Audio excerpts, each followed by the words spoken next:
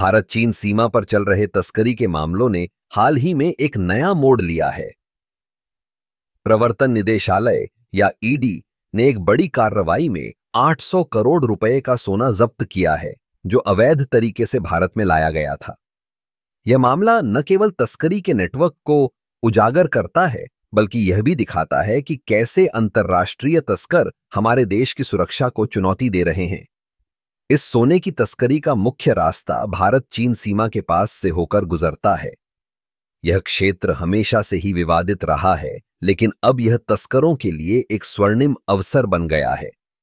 सोने की कीमतें बढ़ने के साथ तस्कर इस धंधे में और भी सक्रिय हो गए हैं। ईडी की जांच में पता चला है कि यह सोना मुख्य रूप से चीन से लाया गया था और इसके पीछे एक संगठित गिरोह काम कर रहा था।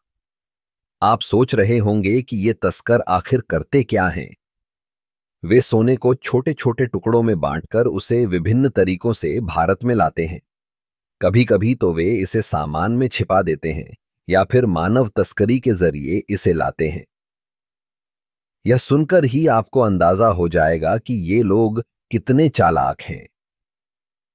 इस मामले में ईडी ने कई लोगों को गिरफ्तार किया है और कई ठिकानों पर छापेमारी की है। जब्त किया गया सोना केवल एक संकेत है कि इस तस्करी के पीछे कितनी बड़ी साजिश है।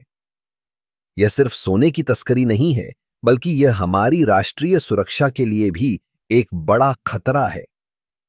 तस्करी के इस नेटवर्क के पीछे जो लोग हैं, वे न केवल आर्थिक अपराध कर रहे हैं, बल्कि वे देश की सुरक्षा को भी खतरे में डाल रहे हैं।